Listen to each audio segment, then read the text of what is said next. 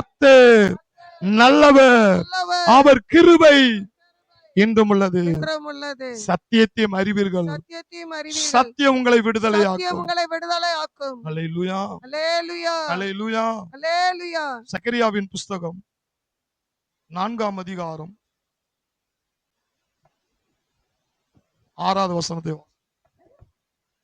அப்பொழுது அவர் செருபாபேலுக்கு சொல்லப்படுகிற கர்த்தருடைய வார்த்தை என்னவென்றால், சொர்பாபேலுக்கு சொல்லப்படுகிற கர்த்தருடைய வார்த்தை என்னவென்றால், பலத்தினாலும் அல்ல, பலத்தினாலும் அல்ல, பராக்கிரமத்தினாலும் அல்ல, பராக்கிரமத்தினாலும் அல்ல, என்னுடைய ஆவியினாலே ஆகும் என்று, என்னுடைய ஆவியினால் ஆகும் என்று சேனைகளின் கர்த்தர் சொல்லுகிறார். சேனைகளின் கர்த்தர் சொல்லுகிறார்.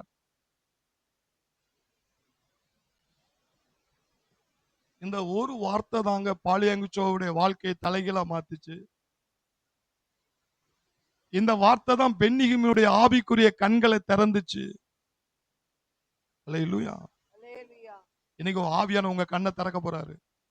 இந்த வசனத்தினுடைய வல்லமை வெளிச்சம் உனக்குள்ள வந்துட்டு, வசனத்தின் பிரச்சித்தம் வெளிச்சம் தந்து பேதைகளை ஐயா முட்டாளைய அறிவாளி ஆக்கிறோம், ஏழைய பணக்காரன் ஆக்கிறோம். தேவனுடைய வார்த்தை உனக்கு புரிஞ்சிட்டுனா சொல்லுங்க, பலமும் அல்ல, பலமும் அல்ல, பராக்கிரமும் அல்ல, பராக்கிரமும் அல்ல, எல்லாம் தேவனுடைய ஆவியினால், தேவனுடைய ஆவியினால் ஆகும். பலமும் அல்ல, பலமும் அல்ல, பராக்கிரமும் அல்ல, பராக்கிரமும் அல்ல, எல்லாம் தேவ ஆவியினால், தேவாவியினால் ஆகும். இதை யாருக்கு ஆண்டவர் வெளிப்படுத்துறாரு?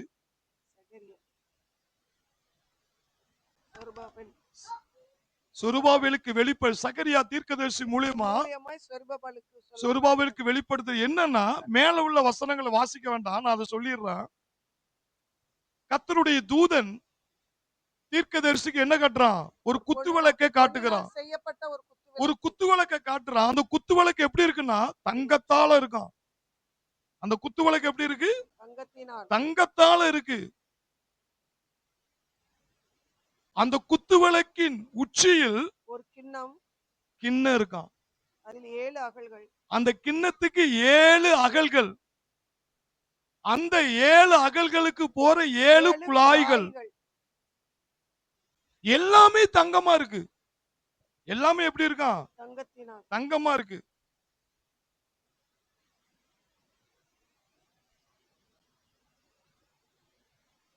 அந்த குத்து விளக்கு பக்கத்துல 2 ஒலிவ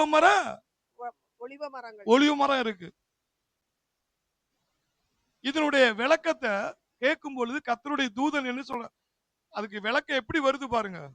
என்னோடு பேசின தூதன் மறுமொழியாக, என்னோடு பேசின தூதன் மறுமொழியாக, இவைகள் இன்னதென்று உனக்கு தெரியாதா என்றார். ஆண்டவனே, எனக்கு தெரியாது என்றேன். அப்பொழுது அவர், செருபாபேலுக்கு சொல்லப்படுகிற கர்த்தருடைய வார்த்தை என்னவென்றால், பலத்தினாலும் அல்ல, பராக்கிரமத்தினாலும் அல்ல, என்னுடைய ஆவியினாலே ஆகும் என்று சேனைகளின் கர்த்தர் சொல்லுகிறார்.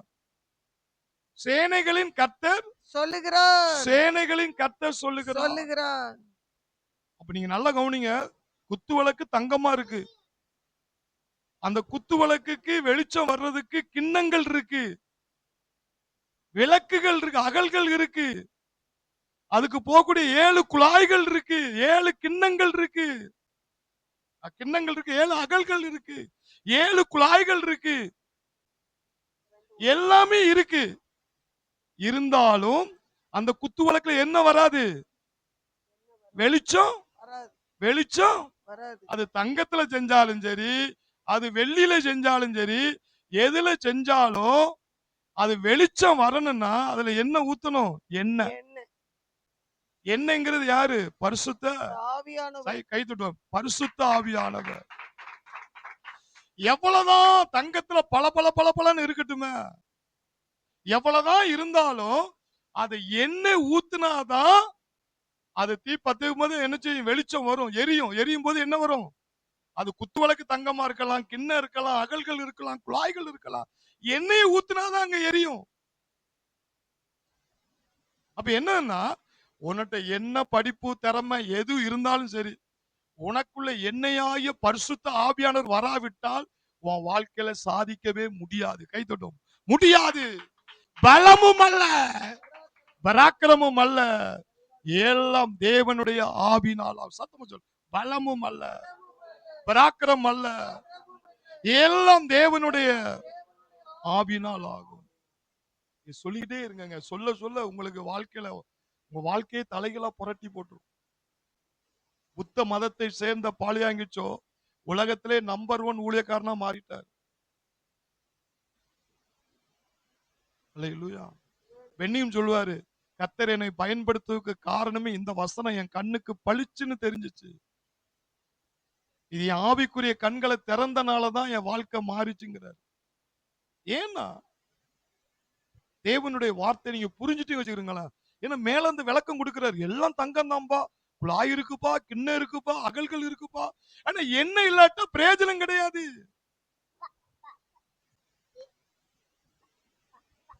இந்த எண்ணெய் எதை குறிக்குன்னா பரிசுத்த ஆவியானவரை குறிக்கிறது. ஹல்லேலூயா. இந்த ஆவியானவருடைய வல்லமையை, ஆசீர்வாதத்தை நீ பெற வேண்டுமானால் முதலாவது ஆவியானவரோடு கூட நீங்க நெருக்கத்தை கையாள வேண்டும். ஹல்லேலூயா. நீங்க அதைத்தான் ஆண்டு நம்ம கற்றுத்தர போறார். எடுத்து வாசிங்க 2 கொரிந்தியர் 13-14. அன்னைக்கு வாசித்த வசனம் தான். கர்த்தராகிய இயேசு கிறிஸ்துவினுடைய கிருபையும், எல்லாரும் எடுத்து இந்த வசனம் உங்களுக்கு புரியணும். கர்த்தராகிய இயேசு கிறிஸ்துடைய கிருபையும் தேவனுடைய அன்பும் பரிசுத்த ஆவியினுடைய ஐக்கியமும் உங்கள் அனைவரோடும் கூட இருப்பதாக. ஆமென். இது எப்பொழுதுமே இது சொல்லிட்டாலே யோசேப்பு முன்னுக்கு வந்துருவான். இந்த வசனத்தை சொல்லிட்டோம் வச்சுக்கிறீங்களா, முன்னுக்கு வந்துருவான். என்னன்னா அவனுக்கு என்ன தெரியும்? பிரேயர் முடிய போகுது. பிரேயர் என்ன செய்ய போகுது? முடிய போகுது. இன்னைக்கு கிறிஸ்துவ வாழ்க்கையில எப்படி இருக்காங்கன்னா, இது ஜெபம் முடியும் போது எல்லாரும் சொல்றது தானே, ஜெபம் முடியும் போது எல்லாரும் சொல்றது தானே. கர்த்தராகிய இயேசு கிறிஸ்துவுடைய கிருபையும் பிதாவாகிய தேவனுடைய அன்பும் பரிசுத்த ஆவியானவருடைய ஐக்கியம். இந்த இடத்துல 3 காரியம் நடக்கு பாருங்க. முதல்ல இயேசுவை என்ன சொல்றது போட்டிருக்கு? இயேசு குறித்து என்ன சொல்லப்பட்டிருக்கு? கிருபை. வாசிங்க. கர்த்தராகிய இயேசு கிறிஸ்துவினுடைய கிருபையும். இயேசுவை சொல்லும் பொழுது கிருபையை சொல்லப்பட்டிருக்கு. இப்ப பிதாவை சொல்லும்போது என்ன சொல்லப்பட்டிருக்கு? பிதாவாகிய தேவனுடைய அன்பு, பரிசுத்த ஆவியானவருடைய ஐக்கியம். ஒரே தேவன் தான் 3 நபரா திருத்துவமா வெளிப்படுறாரு. ஆனா நீங்க இந்த பூமியில இந்த சத்தியம் புரிஞ்சிட்டுன்னா உங்க வாழ்க்கை மாறிடும், ஜப வாழ்க்கையே மாறிடும். அல்லேலூயா. இங்க கிருபையை சொல்லும்போது இயேசுவை பார்க்கும்போது அங்க கிருபை வருது. ஏன்னா அவர் தான் நமக்காக சிலுவையில் எல்லாத்தையும் கிருபையா செஞ்சார். இந்த இயேசுவை நமக்கு சிலுவையில கொடுத்தது யாருன்னா பிதா. அவர் அன்பு, நம்மளை மீட்கணும் அப்படிங்கிற அன்பு இருக்க போய் தான் தாம் பிள்ளையை சிலுவையில கொடுத்தாரு. அது பிதாவாகிய தேவனுடைய அன்பு. இந்த 2ஐயும் நீ அனுபவிக்கணும்னா நீ ஒரு ஆள்கிட்ட தான் ஐக்கியம் கொள்ளணுமா? பரிசுத்த ஆவியானவருடைய ஐக்கியம். இந்த வசனம் உங்களுக்குள்ள மனித ஆவியில ஒரு கிளர்ச்சியை உண்டாக்கிட்டு வச்சுங்களா, கண்டிப்பா உங்களுடைய வாழ்க்கை மாறிடும். கைத்தட்டும். வாழ்க்கை மாறும். பரிசுத்த ஆவியானவருடைய ஐக்கியம். இந்த ஐக்கியம்ங்கிற வார்த்தைக்கு கிரேக்க வார்த்தையில கொய்னோனியாங்கிற ஒரு வார்த்தை. அதுக்கு தமிழ் அர்த்தம் என்ன பார்க்கப்பட்டிருக்குன்னா உறவு. என்னது? உறவு. நீ தேவனோடு ஆவியானவரோடு தான் நீ உறவு வைக்க முடியுமா? நீ ஆவியானவரோடு உறவு வைக்கும் பொழுது இயேசு கிறிஸ்துடைய கிருபையும் தட்டிட்டு போயிருவ, பிதாவாகிய தேவனுடைய அன்பையுமே இந்த ஆவியானவருடைய உறவு மூலியமா தான் எல்லாத்தையுமே நீ அனுபவிக்க முடியுமா? அல்லேலூயா.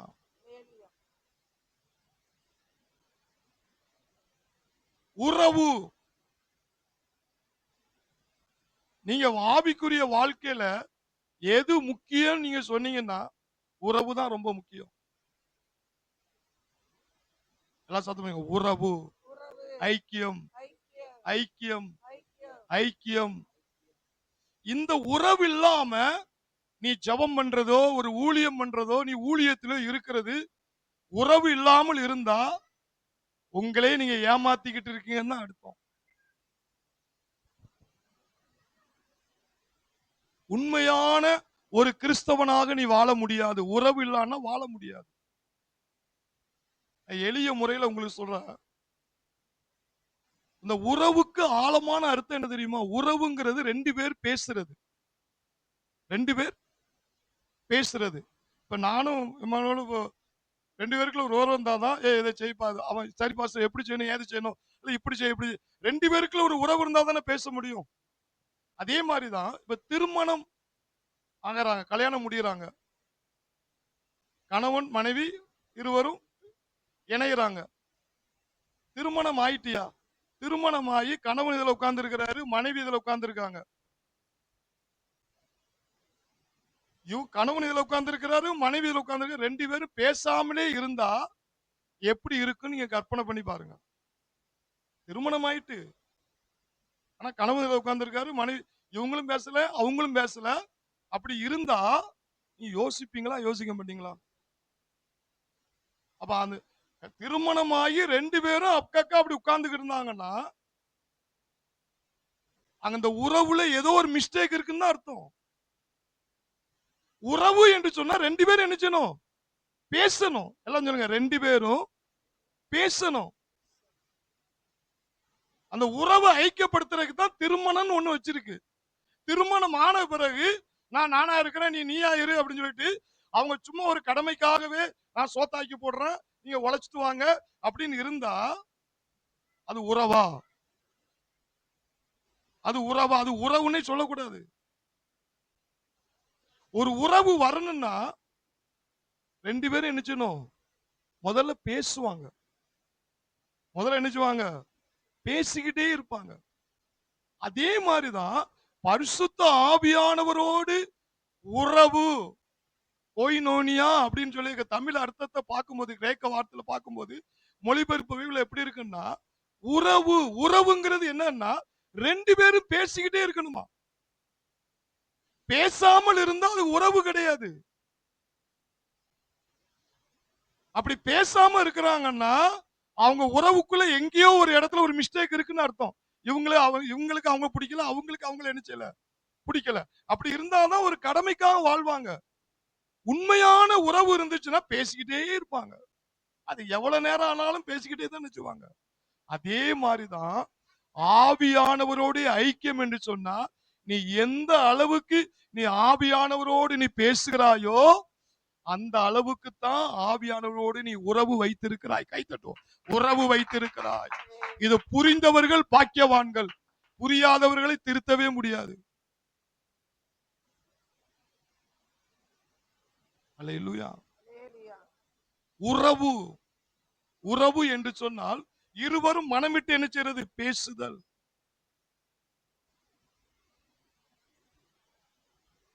ஒரு கணவன் மனைவியுடைய உறவு ஆழமா இருக்கிறது எப்படி தெரியும் தெரியுமா?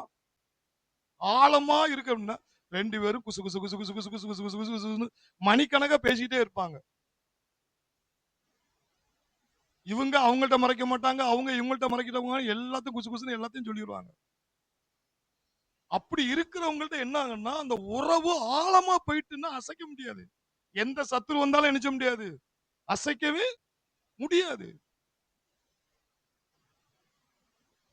அதே மாதிரிதான் பரிசுத்த ஆவியானவர்ட்ட உறவு. எனக்கு நீங்க தான்ப்பா எல்லாம், எனக்கு எல்லாமே நீங்க தான்ப்பா. தேற்றரவாளன்னா அர்த்தம் என்ன? எனக்கு உதவி செய்ய. உடனே ஆவியானவர் என்னால ஜெபம் பண்ண முடியல, ஜெபம் பண்ண உதவி செய்யுங்க. எனக்கு வசனம் புரியல, எனக்கு போதிங்க. உடனே உடனே அவர்கிட்ட பேசிடணும். உடனே அவர் பேசுவாரு. எப்பா இந்த வசனத்துக்கு மேல பாரு, இந்த வசனத்துக்கு கீழே பாரு, இந்த வசனத்தை தொடர்ந்து வாசி, கொஞ்ச நேரம் அதுல நில்லு. அவர் பேசுவாரு. ஏன்னா உறவுன்னு சொல்லும் பொழுது ரெண்டு பேரும் பேசணும். ரெண்டு பேரும் பேசணும். அப்பதான் அந்த உண்மையாகவே நீ தேவன் மேல ஆழமான அன்பு வச்சிருக்கிறங்கிறத நீ எந்த அளவுக்கு ஆவியானவரோடு பேசுறியோ அந்த அளவுக்கு தான் நீ தேவனுக்குள்ள நிலைச்சு நிப்ப. அல்லேலூயா.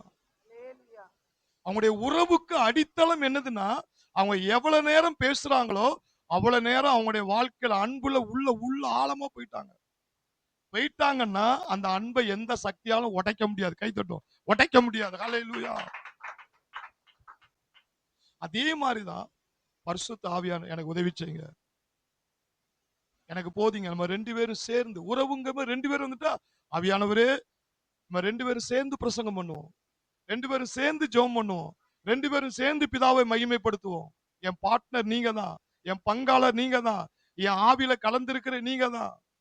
2 பேரும் சேர்ந்து பேசுவோம், 2 பேரும் சேர்ந்து தொழில் செய்வோம், 2 பேரும் சேர்ந்து நம்ம சைக்கிள் ஓட்டுவோம், 2 பேரும் சேர்ந்து நம்ம பைக்ல போறோம். நான் உட்கார்ற இடத்துல நீங்க உட்கார்றீங்க, நீங்க இருக்கிற இடத்துல நான் இருக்கிறேன், நான் இருக்கிற இடத்துல நீங்க இருக்கீங்க, நான் வாயை திறந்தா நீங்க பேசுறீங்க. நீர் வேறு நான் வேறல்ல, நாம் இருவரும் ஒருவரானோ. நீர் வேறு நான் வேறல்ல, நாம் இருவரும் ஒருவரானோ. நீர் வேறு நான் வேறல்ல, நாம் இருவரும் ஒருவரானோ. நான் பார்த்தால் நீர் பார்க்கிறீர், வாய் திறந்தால் நீர் பேசுகிறீர். நான் பார்த்தால் நீர் பார்க்கிறீர், வாய் திறந்தால் நீர் பேசுகிறீர். தேவாவியே என்னில் வாழ்பவரே, தேவாவியே என்னில் வாழ்பவரே. நான் நடந்தால் நீர் நடக்கிறீர், நான் அமர்ந்தால் நீர் அமர்கிறீர். நான் நடந்தால் நீர் நடக்கிறீர், நான் அமர்ந்தால் நீர் அமர்கிறீர். தேவாவியே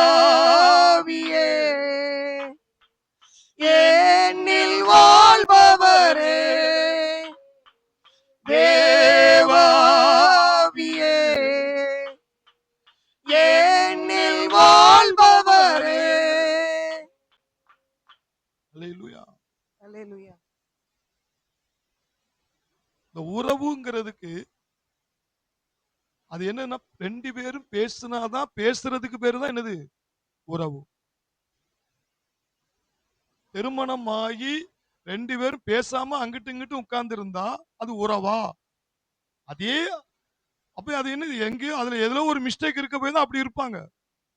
உண்மையான உள்ளன்பான ஒரு அன்பு இல்லாதனாலதான் அப்படி இருப்பாங்க, விருப்பம் இல்லாம. அதே மாதிரிதான் நீ தேவன் மேல உனக்கு அன்பு இல்லைன்னா நீ வாயும் திறக்க மாட்ட, ஒன்னும் திறக்க மாட்ட, நீ பேசவே மாட்ட, ஊமை கிறிஸ்தவனாவே இருப்ப. நீ பேசணும் தேவன்ட்ட, தேவனும் உன்னோடு பேசணும். அதுக்கு பேரு தான் என்னது ஐக்கியம். கை தட்டும். ஐக்கியம். ஹல்லேலூயா. அந்த பவுண்டேஷன் தாங்க ஸ்ட்ராங்கா இருக்கும். அந்த பவுண்டேஷன் தான் ஆவிக்குரிய ஜீவத்துல எந்த பவுண்டேஷன் ஸ்ட்ராங்கா நிக்கும் தெரியுமா? எதுக்கு எடுத்தாலும் ஆவியானவர்ட்ட சொல்லிக்கிட்டே இருக்கா, ஆவியானவர் எதுக்கு எடுத்தாலும் வெளிப்படுத்தி சொல்லிக்கிட்டே இருக்கிறாரு. இந்த உறவு கணவன் மனை உறவு பேச்சுல பவுண்டேஷன் ஊனிட்டு அசைக்க முடியாதோ, ஆவியானுடைய உறவுல எதுக்கு எடுத்தாலும் அவர்கிட்ட பேசிக்கிட்டே இருக்கிறான்னா அந்த ஐக்கியத்தை பிசாசால உடைக்கவே முடியாது. கை தட்டும். உடைக்கவே முடியாது. ஹல்லேலூயா. ஹல்லேலூயா. இப்போ சிலர் வரங்களுக்கு முக்கியத்துவம் கொடுப்பாங்க. எது கொடுப்பாங்க? எனக்கு ஞான வரத்தை தாங்க. நான் முன்னாடி அப்படி ஜெபம் பண்ணியிருக்கேன் அறியாத காலங்கள்ல. 9 வரம் வேணும், 9 வரம் வேணும். அது பகுத்தறிவு வரும், விசுவாசம் வரும், அறிவு உணர்த்து வரும், போதிக்கிற வரம், தீர்க்கதரிசன வரம். அது கேட்கிறது தப்பும் கிடையாது, சொல்லல. ஆனா வரத்தை விட, எல்லாம் சொல்லுங்க, வரத்தை விட வரத்தை கொடுக்கிறவர் முக்கியம். அல்லேலூயா. நான் அதுக்கு அன்னைக்கு எளிய முறையில விட்டேன். மாப்பிள்ளை உனக்கு முக்கியமா, மாப்பிள்ளையுடைய சம்பளம் உனக்கு முக்கியமா? சொல்லுங்க.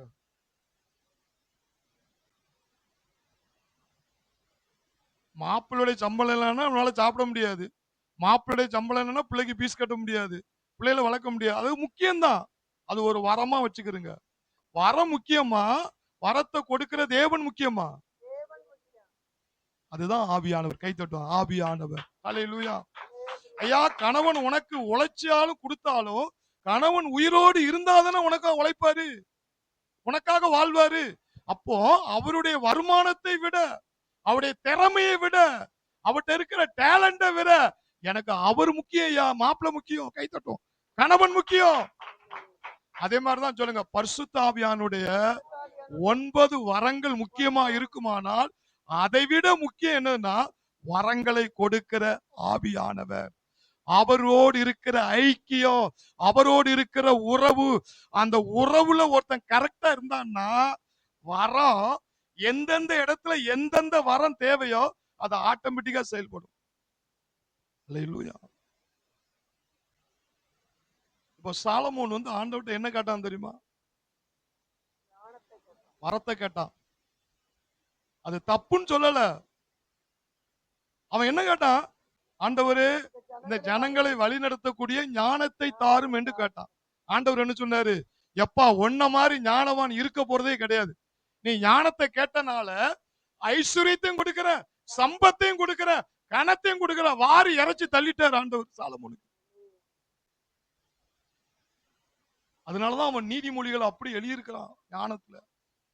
ஆனாலும் வரத்தை கேட்ட சாலமோனுடைய முடிவு எப்படி போனது? வரத்துல யானே யோசிப்பேன், இவ்வளவு ஞானத்தை பெற்றவன் கடைசியில எப்படிடா கோட்டை விட்டான் அப்படின்னு.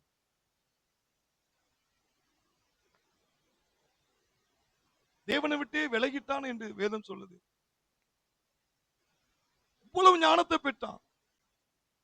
ஆனா தாவீது பாருங்க, அவன் அப்பா தாவீது என்ன பண்ணான் பாருங்க. அவன் ஞானத்தை கேட்காம, வரத்தை கேட்காம, வரத்தை கொடுக்கிற தேவனை நேசிக்க போயிட்டான். சங்கீதம் 18:1 எடுத்து வாசி பாருங்க. சங்கீதம் 18:1.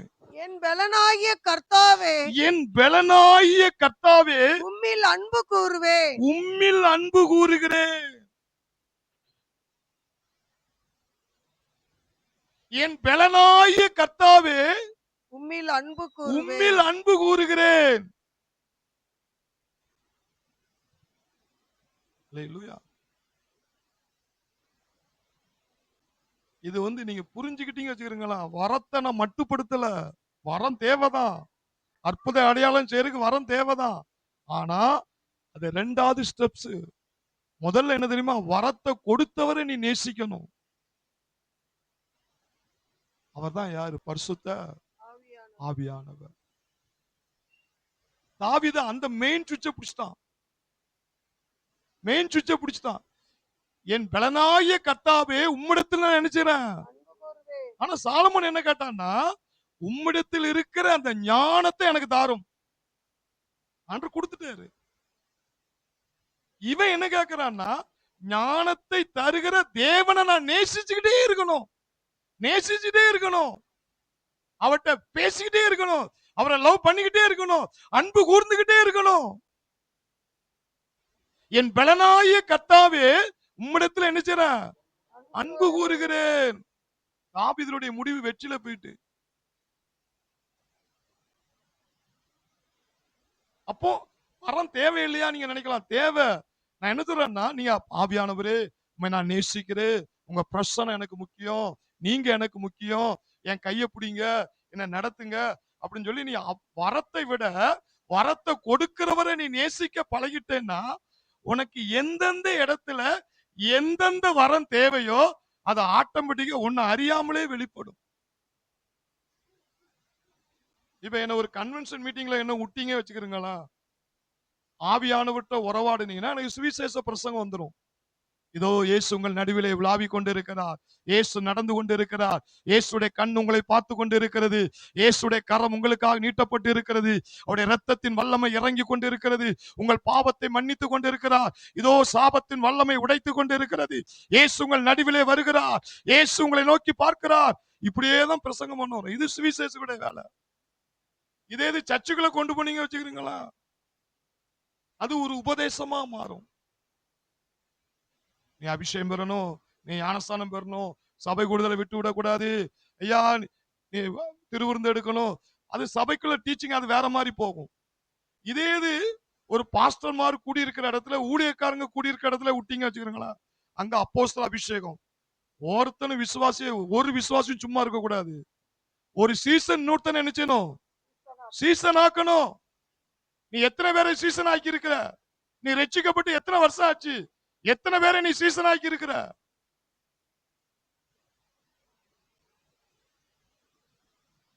12 சீசர்களை உருவாக்கி தான் இந்த உலகம் முழுவதும் சுவிசேஷத்தை கொண்டு வந்தாரு. நீ என்ன பண்ணிக்கிட்டு இருக்க? ஒரு அப்போஸ்தலன் ஊழியக்காரன் மத்தியில போகும் பொழுது அவனுடைய டீச்சிங் வேற மாதிரி போகும். அப்ப என்னன்னா, ஆவியானவரை பிடிச்சிட்டு வச்சுக்கிறீங்களா, எந்தெந்த இடத்துல முன்னாடி ஆரம்பத்துல எனக்கு சிஎஸ்சி சர்ச்சில் தான் முழு ஜபம், உபாச ஜபம், இதுக்கு தான் போவோம். ஃபுல்லா வந்து என்னன்னா சுவிசேஷ பிரசங்கம் தான். அங்க அதான் பண்ண முடியும். சபைக்குள்ள போகும்போது தான் உபதேசங்களை கொடுக்க முடியும். ஊழியர்களுக்கு கொடுக்கும் போதுதான் அப்போஸ்தல உபதேசத்தை கொடுக்க முடியும். அப்ப என்னன்னா, மெயின் சுவிட்ச் ஆவியானவரை நீ பிடிச்சுக்கிட்டேன்னா, எந்தெந்த இடத்துல எந்தெந்த வரம் தேவையோ அந்தந்த வரத்தை கர்த்தர் உனக்குள்ள வச்சு உன்னை பயன்படுத்துவார். கைத்தட்டும், பயன்படுத்துவார். ஹல்லேலூயா. அதனால வரம் முக்கியம் இல்லைன்னு நினைச்சிடாதீங்க. சாலமோனுக்கு அந்த வரம் இருந்தனாலதான் டாப்புக்கு போனான். ஆனா தாவீது என்ன செஞ்சிட்டான்னா, அந்த வரத்தை கொடுத்த தேவனை நேசிக்க பழகுனான். உறவு சொல்லுங்க, உறவு, உறவு, உறவு, ஐக்கியம் சொல்லுங்க, ஐக்கியம், ஐக்கியம். ஈசாக்கு சாயங்கால வேலையெல்லாம் என்னச்சுவானா, தியானம் பண்ணி ஆண்டவர்ட்ட உறவாடிக்கிட்டு இருப்பான்.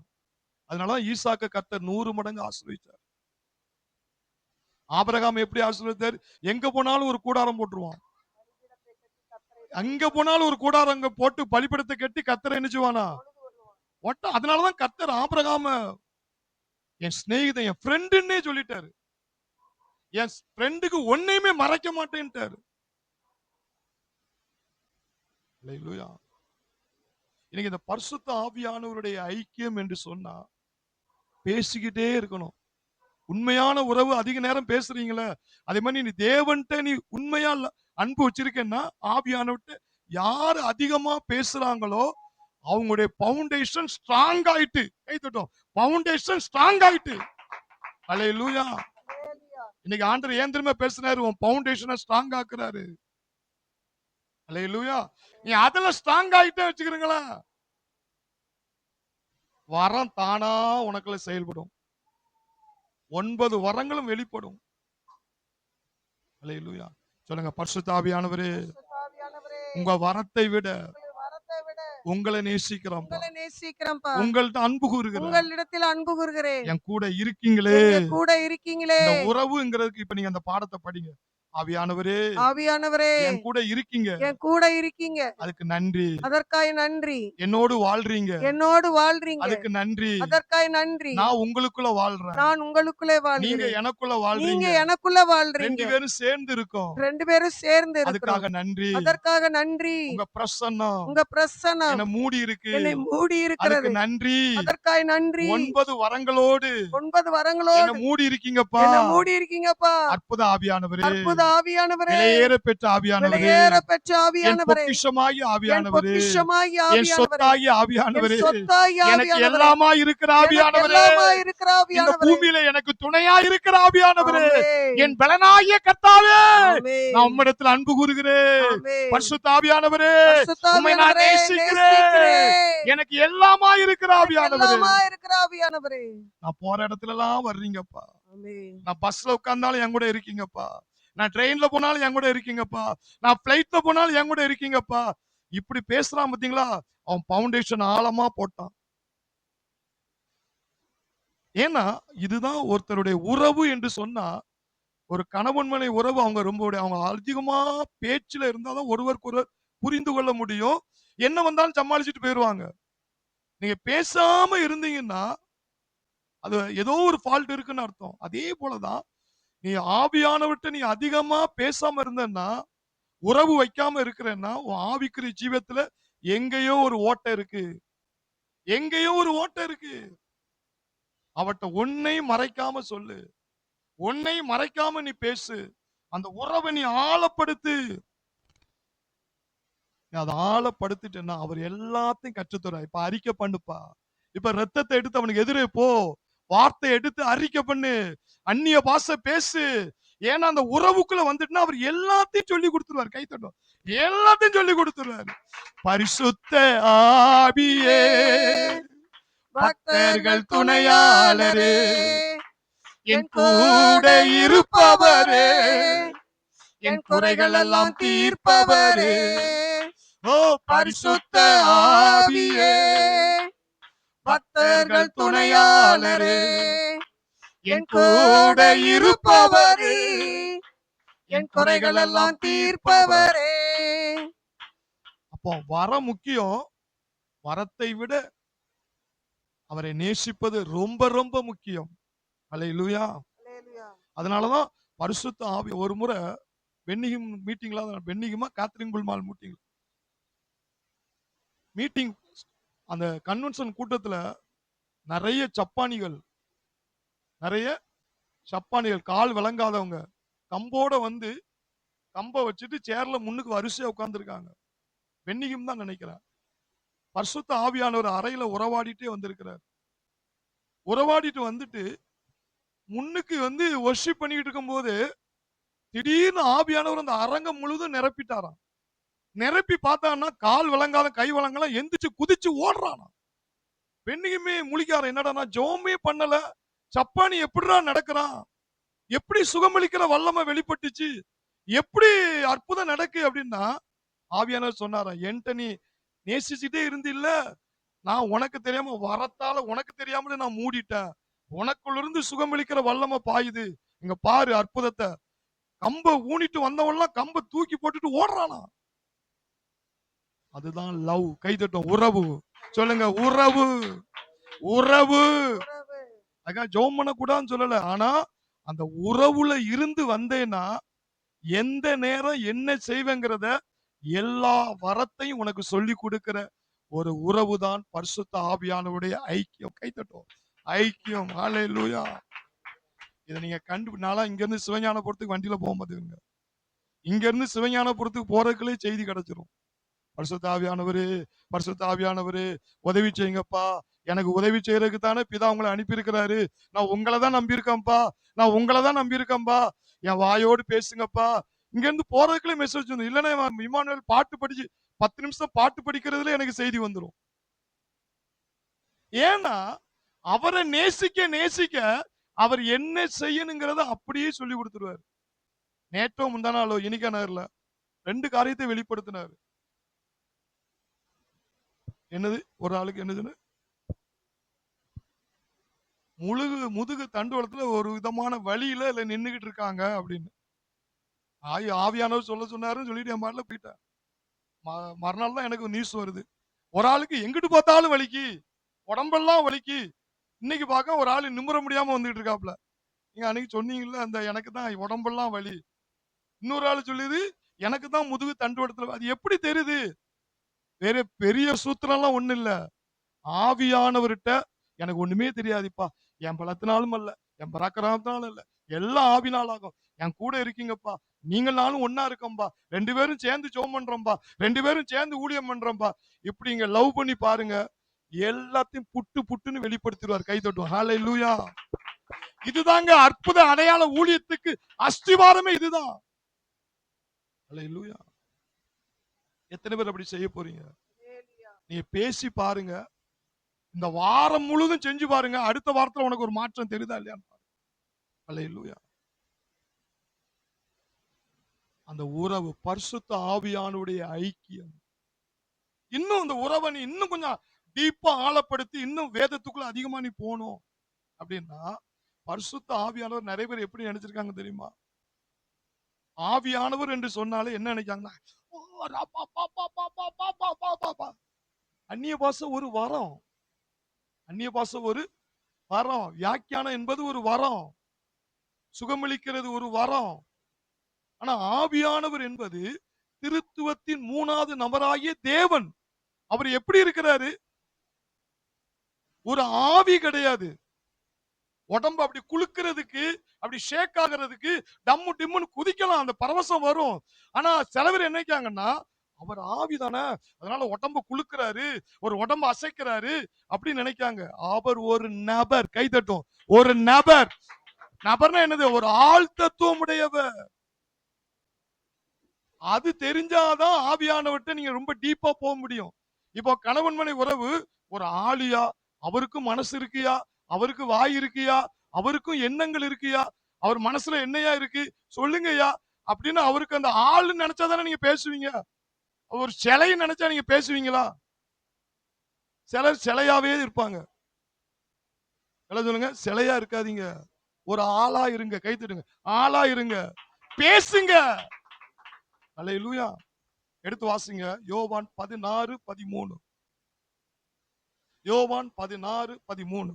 சத்திய ஆவியாகிய சத்திய ஆவியாகிய அவர் வரும்போது அவர் வரும்போது சகல சத்தியத்துக்குள்ளும் உங்களை நடத்துவார். சகல சத்தியத்துக்குள்ளே உங்களை நடத்துவார். அவர் தம்முடைய சுயமாய் பேசாமல் அவர் தம்முடைய சுயமாய் பேசாமல் நாம் கேள்விப்பட்டவைகள் யாவையும் சொல்லி வரப்போகிற காரியங்களை உங்களுக்கு அறிவிப்பார். இங்க பாருங்க, ஒரு ஆவியா, ஒரு ஆள் தத்துவம் உடைய தேவனா? கை இருக்கு, வாய் இருக்கு, எண்ணம் இருக்கு, இருதயம் இருக்கு. சத்திய ஆவியாகிய அவர் அவர்னே இருக்கு பாருங்க. வசனம் இருக்கா இல்லையான்னு பாருங்க. அவர் வரும்போது அவர் ஆவி வரும்போது அப்படின்னு இருக்கா, அவர் வரும்போது அப்படின்னு இருக்கா? அவர் வரும்போது அப்ப என்னது? இயேசுவுக்கு கை கால் எண்ணங்கள் இருந்த, கண்ணு எல்லாம் இருந்த மாதிரி ஆவியானவருக்கு இருக்குன்னு தெரிஞ்சாதான் நீ அவர்கிட்ட பேசுவ. அல்லேலூயா. பாலியாங்கிச்சோ எப்படி வளர்ந்தார் தெரியுமா? அவர் ஜெபம் பண்ணும்போது முன்னுக்கு ஒரு சேர் போட்டுருவாராம். முன்னுக்கு ஒரு சேர் போட்டு இதுல ஆவியானவர் ஆளா உட்கார்ந்து இருக்கிறாரு. ஆவியானவரே, ஆவியானவரே எனக்கு உதவி செய்யுங்க, எனக்கு ஜெபிக்க உதவி செய்யுங்க, சத்ரு அழிக்க உதவி செய்யுங்க, எனக்கு வரங்களை கொடுக்க உதவி செய்யுங்க அப்படின்னு சொல்லிட்டு ஒரு நபர் மாதிரி பேசுவாராம். ஒரு ஆள் இப்ப முன்னாடி உட்கார்ந்து இருக்கிறாரு. நிறைய பேர் நினைக்காங்கன்னா ஒரு ஷேக், அதோட சரி, அதோட சரி, அந்த ஷேக்கோட சரி. அப்படி இல்ல, ஒரு நபரா உன் கையோட கையா இருக்கிறாரு, உன் கண்ணோட கண்ணா இருக்கிறாரு, உன் வாயோட வாயா இருக்கிறாரு, உன் உடம்போட உடம்பா இருக்கிறாரு. அதனாலதான் வசனம் சொல்லுது, சத்திய ஆவியாகிய அவர் வரும்போது சகல சத்தியத்துக்குள்ள என்ன செய்வாராம்? நடத்துவார். அறிக்கை பண்ண வைப்பாரு, அந்நிய பாஷை பேச வைப்பாரு, துதிக்க வைப்பாரு, ஆராதிக்க வைப்பாரு. அவரை நீ நேசிச்சா அவர் உன்னை என்ன செய்யணுமோ அந்த பாதையெல்லாம் உன்னை நடத்துவாராம். நடத்துவார். அவர் சுயமாய் பேசாமல் தாம் கேள்விப்பட்ட யாவையும் சொல்லி. அப்போ இங்க நல்லா கவனிங்க, சுயமாய் பேசாமல். அப்ப அவருக்கு வாய் இருக்குல்ல, ஆவியானவருக்கு வாய் இருக்குல்ல, சுயமா பேச மாட்டாராம். மேல பிதாவும் இயேசு என்ன பேசிட்டு இருக்காங்களோ அதை கேட்டுட்டு வந்து உன்கிட்ட பேசுவாராம். அப்ப அவருக்கு வாய் இருக்குல்ல. இப்போ வாய் இருக்கிற தேவனை உன்னுக்கு வச்சுட்டு, உள்ளுக்குள்ள வச்சுட்டு நீ அவர்கிட்ட பேசாம இருந்தா, ஐயா கணவன் மனைவியில ஒருத்தர் பேசாம இருந்தா இன்னொரு ஆளுக்கு டென்ஷன் ஆகுமா ஆகாதா? ஒரு ஆள் பேசிட்டே இருக்கு, பேசுங்க சொல்லுங்க அப்படின்னு சொல்லாமே குத்துக்களா இருந்தா கோபம் வருமா வராதா? சொல்லுங்க. ஆவியானவர் வாயோடு நம்மகிட்ட பேசுறாரு, நீயும் வாயோட அவர்கிட்ட பேசணும்ல. அல்லேலூயா. அவர் கேள்விப்பட்ட யாவற்றையும் உனக்கு சொல்லி கொடுப்பாராம்.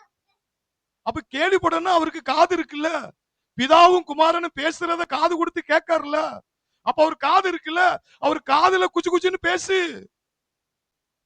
பரிசுத்த ஆவியானவரே, பரிசுத்த ஆவியானவரே, இந்த பிரச்சனை உங்களால தீர்க்க முடியும், உங்களால தீர்க்க முடியும், உங்களால, என் பலத்தால முடியாது, என் பலத்தால முடியாது. அவர் காதுல ஊது. அல்லேலூயா.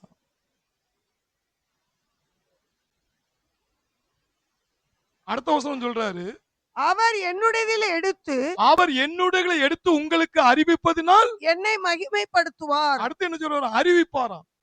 டீச்சிங், ஆலோசகர், போதகர். இதை நீங்க கண்டுபிடிச்சு வச்சீங்களா, பிரசங்கம் தயார் பண்றது ஈஸியா பண்ணிருவீங்க. ஓ அவர் டீச் பண்ணுவாரா, அப்ப பரிசுத்த ஆவியானுடைய உதவிய நாடுனா பிரசங்கம் பண்றது ரொம்ப ரொம்ப சுலபம். அல்லேலூயா. ஒரு ஆளுக்குள்ள என்ன இருக்கிறத கண்டுபிடிக்கிறது ரொம்ப சுலபம். ஏன்னா அவர் மேல இருந்து இப்ப அந்த வார் நடக்கும்போது என்ன செய்றாங்க, விண்வெளியில போய் கண்டுபிடிச்சிடறாங்களாம். அவன் எங்க சுரங்கத்துக்குள்ள எந்த ஆயுதத்தை வச்சிருக்கிறான், ஏவுகணை எங்க வச்சிருக்கிறான், மலைக்கு அடியில வச்சிருக்கிறான் அப்படின்னு சேட்டலைட் எங்க கண்டுபிடிக்காங்களாம், விண்வெளியில. அதே மாதிரிதான் பரிசுத்த ஆவியானவர் பிதாட்டையும் இயேசுட்டையும் பரலோகத்துல ரெண்டு பேரும் சத்துரு எங்க இருந்தெல்லாம் கிரியை செய்யறத கேள்விப்பட்டு அப்படியே உன் காதுல ஊதிடுவாராம். கை தட்டுமா? ஹalleluya, ஹalleluya. நீ அவட்ட பேசுனா, நீ அவட்ட ஐக்கியம் கொண்டா, அவர் உதவிய நாடுனா, சொல்லுங்க, அவர் ஒரு நபர், ஒரு ஆள் தத்துவம் உடையவர். அப்படியே கையை பிடிச்சு பேசுங்க. ஹalleluya. பரிசுத்த ஆவியானவர் டான்ஸ் பண்றத நான் கண்ணால பார்த்தேன். சிவஞானபுரம் சர்ச்சில் அப்போ ஒரு குடிசை போட்டு இருந்துச்சு. எட்டொட்டின கட்டின அந்த சர்ச்சில் அப்ப நான் பகல்ல போய் ஜெபம் பண்ணுவேன்.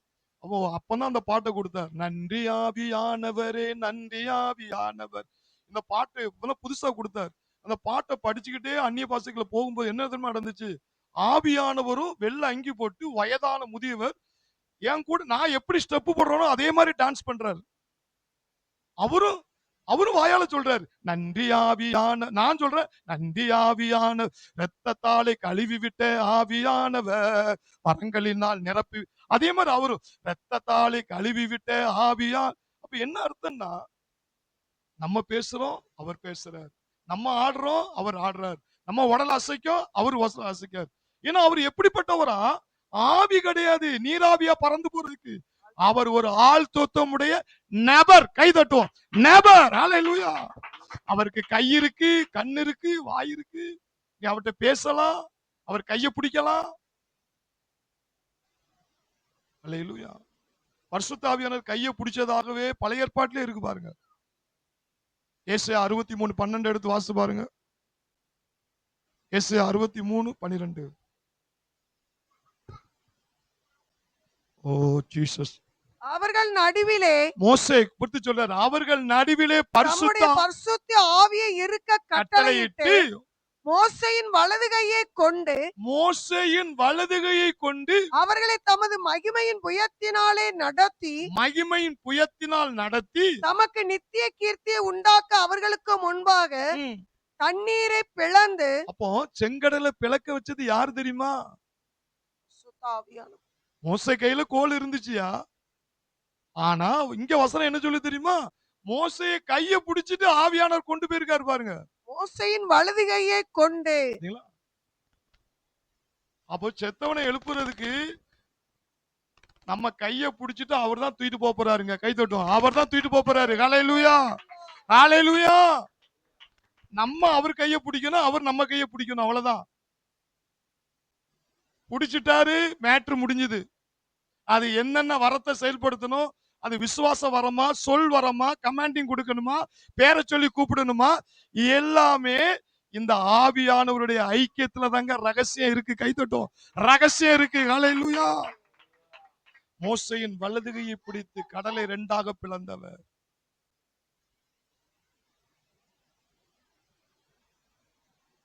சில நேரங்கள் உங்களுடைய மனசு துக்கமா இருக்கு தெரியுமா, சோகமா ஏதோ படபட படபடன்னு அடிக்கும் தெரியுமா. ஏன்னா வேதம் சொல்லுது எபேசியர் 4:30, நீங்கள் முத்திரையா பெற்ற பரிசுத்த ஆவியை துக்கப்படுத்தாதிருங்கள். எபேசியர் 4:30 எடுத்து வாசித்து பாருங்க. அன்றியும் நீங்கள் மீட்கப்படும் நாளுக்கென்று முத்திரையாக பெற்ற தேவனுடைய பரிசுத்த ஆவியை துக்கப்படுத்தாதிருங்கள்.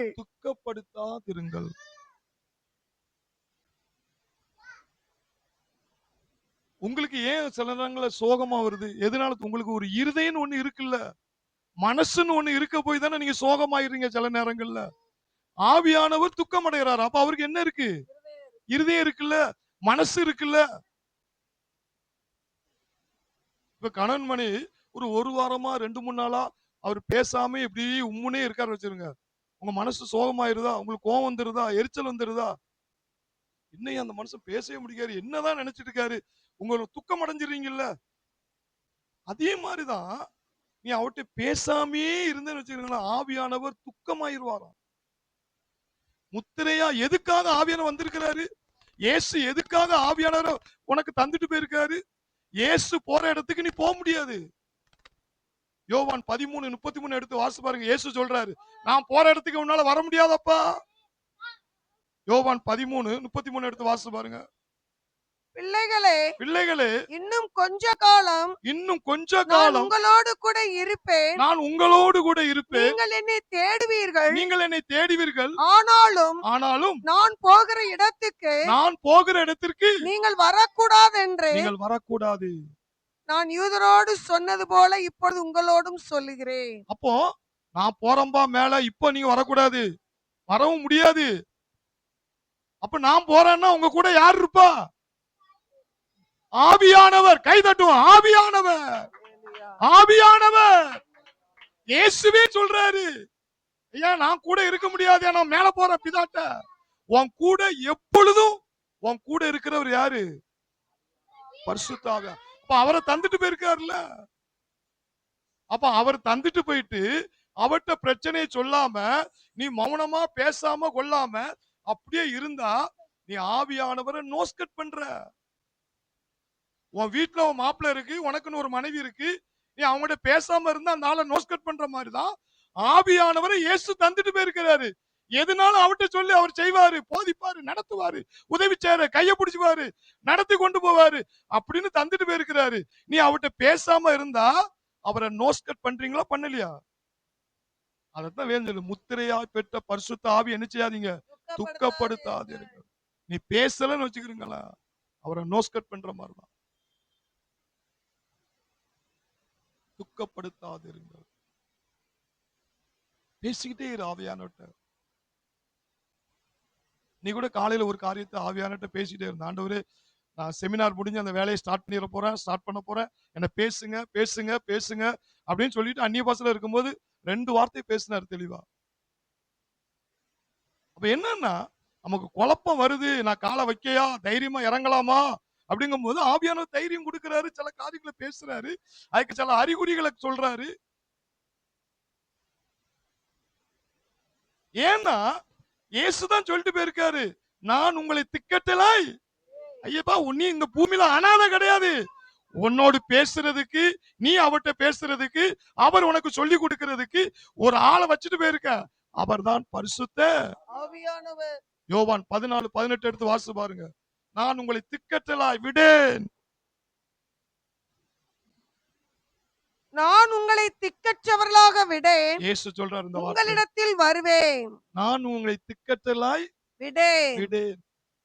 ஏன் திக்கற்ற விடேன்? 16 என்ன சொல்றாருன்னா, நான் தேற்றரவாளன் பிதாவை நான் பிதாவை வேண்டிக் கொள்வேன், என்றென்றைக்கும் உங்களோடு கூட இருக்கும்படிக்கு சத்திய ஆவியாகிய வேறொரு தேற்றரவாளனை அவர் உங்களுக்கு தந்தருளுவார். என்றென்றைக்கு உங்களோடு கூட இருந்து உங்கள்கிட்ட பேசிக்கிட்டே இருப்பாராம்.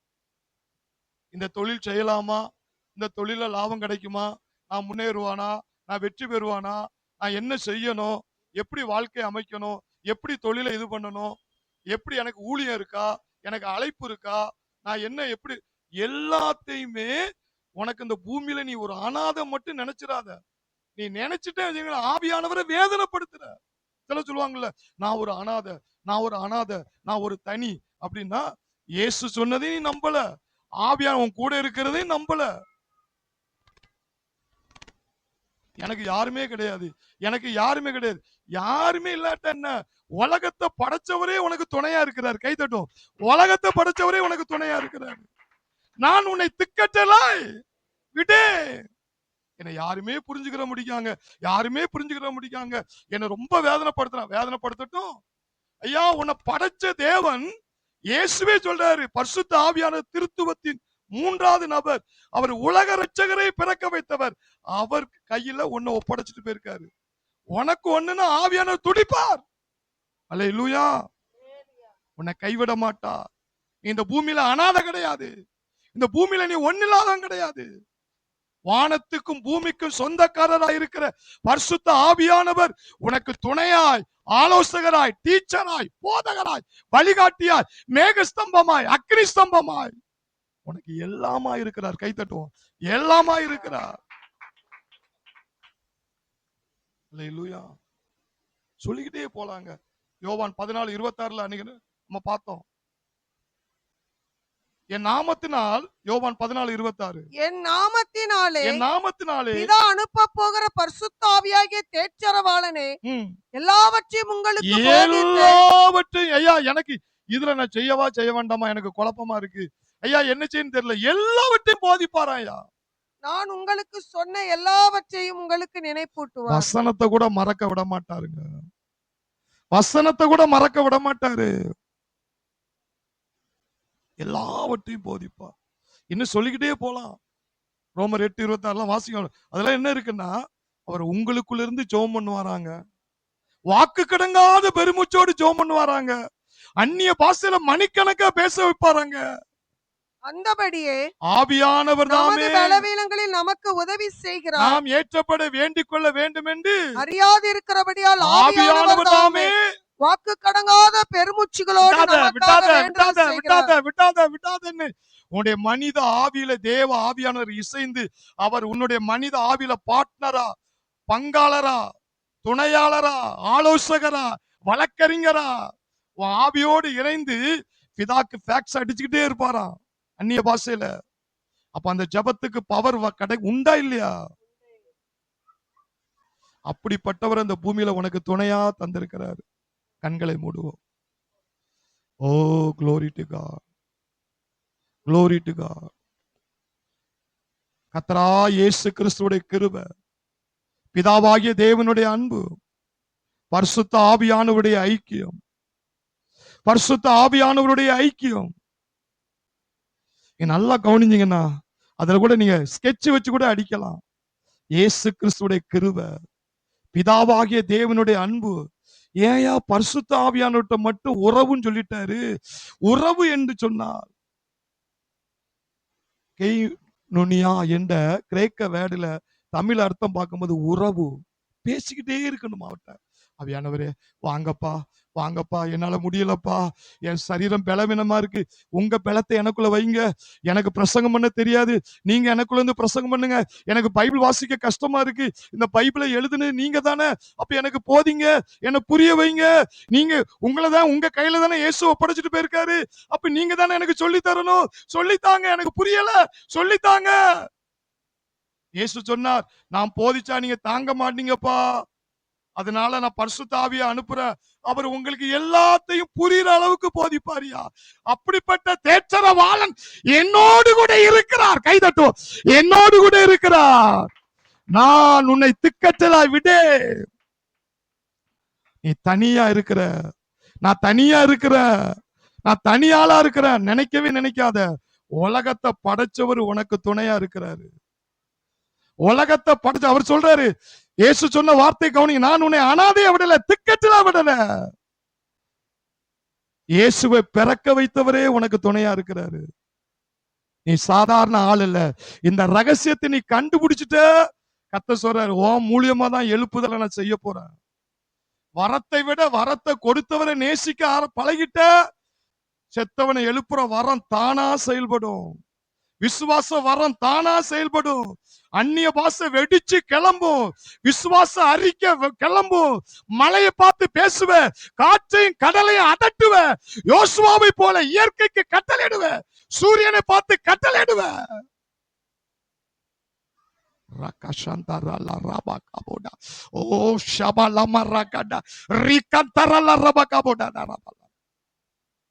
தேற்றரவாளரே பேசுங்க, அவட்ட லவ் பண்ணுங்க, பேசுங்க ஐயா. அவட்ட தான் ஐக்கியம் கொள்ள முடியுமா?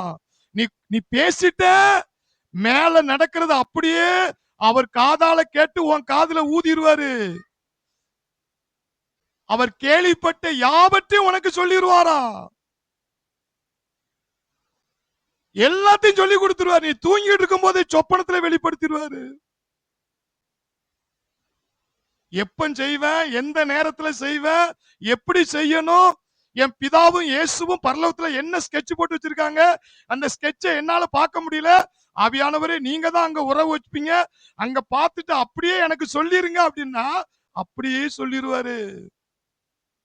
அற்புதமான ஆவியானவர், விலை மதிக்க முடியாத ஆவியானவர், என் பொக்கிஷமாகிய ஆவியானவர், எனக்கு துணையாக இருக்கிற ஆவியானவர், கிறிஸ்துவின் உயிரான ஆவியானவர், என்னை அனாதையாய் விடாதபடிக்கு எல்லா விதத்திலும் எனக்கு பக்க பலமாய் இருக்கிற ஆவியானவர், எனக்குள்ளிருந்து வாக்கு கடங்காத பெருமூச்சோடு ஜெபிக்கிற ஆவியானவர். 10 நிமிஷம் கூட உன்னால ஜெபம் பண்ண முடியலையா? ஆவியானவர் உதவி செஞ்சாருன்னா மணிக்கணக்கா நீ அந்நிய பாஷை பேசுற ஜெபம் பண்ண முடியும். தேவன் அந்த அனுபவத்துல உன்னை நடத்த விரும்புறாரு. அவட்ட பேசு, அவட்ட பேசு. ஐயா, கணவன் மனைவி அந்த இணை வந்து பேசுறதுக்கு ஐக்கியமா இருக்கிறதுக்கு தான் திருமணம் பண்ணி வைக்கிறாங்க. ஆனா நீ குத்துக்கல்லா பேசாம இருந்தா அது உறவுங்கிறதுக்கு அர்த்தமே இல்லையா? அதே போலதான் உன்னை இந்த பூமியில பரிசுத்த ஆவியானவர்ட்ட பேசி பேசி பேசி பரலோகத்துல இருந்து அத்தனை ஆசீர்வாதத்தை வாங்கி அனுபவிங்கிறதுக்காகத்தான் அவர் அந்த உறவுக்காக தந்துட்டு போயிருக்கிறாரு. பரிசுத்த ஆவியானவருடைய ஐக்கியம் என்று சொல்லப்பட்டு நீ பேசாம இருந்தா நீ ஆசீர்வாதத்தை நீ பறி கொடுத்துருவ. சிலருடைய வாழ்க்கை அப்படி முறிஞ்சு போயிருது இல்ல. இன்னைக்கு ஆவியானவர் கட்டி எழுப்புறாரு. உங்க வாழ்க்கை ஆவிக்குரிய ஜீவத்தை கட்டி எழுப்புறாரு. இனி பாருங்க, தூங்கும் போதே பேசிக்கிட்டே தூங்குவீங்க. ஆவியானவரே ஆவியானவரையும் தூங்கிங்க. அந்நிய பாஷையில பேச வச்சே தூங்க வச்சு சொப்பனத்தால நிரப்புவார் பாருங்க. மோசேக்கு தன் கற்பலகைகளை விரல்னால எழுதி கொடுத்தாரா ஆவியானவர், விரல்னால எழுதினாரா. அந்த அனுபவம் உனக்கு வேணுமா? ஆவியானவர்ட்ட நெருக்கமா உள்ள போயிரு, ஆழமா உள்ள போயிரு. திக்குவாயா, மந்தவாயா, பேச தெரியாதியா, கொலை பண்ணிட்டு ஓடுனாயா, அவனுக்கு போய் கத்த தம்முடைய விரலால எழுதி கொடுக்கிறாரியா 10 கட்டளைய. அந்த தேவன் இன்றைக்கு உயிரோடு இருக்கிறார். நான் இருக்கிறவராகவே இருக்கிறேன். அந்த ஆவியானவர் தான் நமக்கு தந்துட்டு போயிருக்கிறார். நான் உன்னை திக்கட்டலா விட.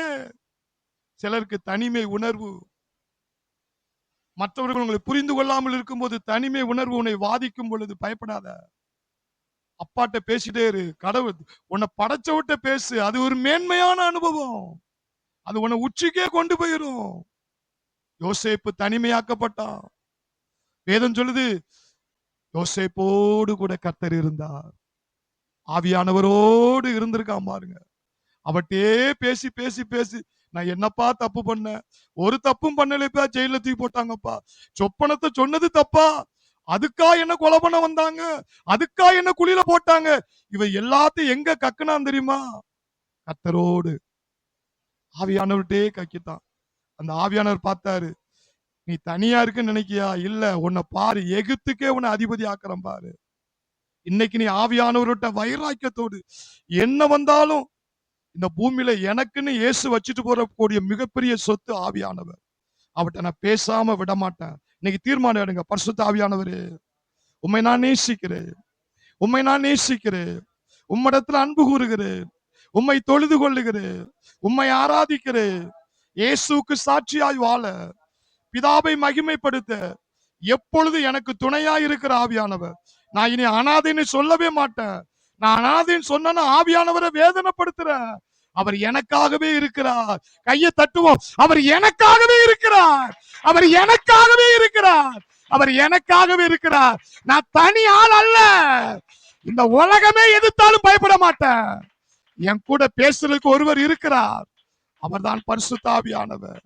அவர்தான் தேற்றரவாளர். நன்றி ஆவியானவரே, நன்றி ஆவியானவரே. இந்த சத்தியம் ஒவ்வொரு உள்ளத்துல ஆழமாய் பதியட்டும். அதை திருடுற சத்தியத்தை திருடுற பொல்லாத ஆவியை இயேசுவின் நாமத்தினால் நான் கட்டி வைக்கிறேன். ஆசீர்வாதங்களை இயேசுவின் நாமத்தினாலே கட்டவிழ்க்கிறேன். அவர் ஒரு ஆள் தத்துவங்கிறதை கண்டுபிடித்து உறவாட, அவர்கிட்ட மனமிட்டு பேச, உங்க மாமிச கண்ணுக்கு தெரியாம இருக்கலாம், உங்க ஆவிக்குரிய கண்களை அவர் கையை பிடிச்சு ஜெபம் பண்ற மாதிரி பண்ணுங்க. மோசே அதர்சனமாய் காண்பது போல கண்டானா, அதனாலதான் மோசையை கொண்டு பெரிய அற்புதங்களை செய்தார். நீ உன் முன்னுக்கு ஆவியான ஒரு உருவமா இருக்கிற மாதிரி பார்த்து ஜெபம் பண்ண பழகிட்ட, உன் பவுண்டேஷன் ஸ்ட்ராங் ஆயிரும். நன்றி ஆவியானவர், நன்றி ஆவியானவர், நன்றி ஆவியானவர். நன்றியோடு மை ஸ்தோத்திரிக்கிறேன். உமது நாமத்துக்கே மகிமை உண்டாவதாக. இயேசுவின் நாமத்தில் பிதாவே.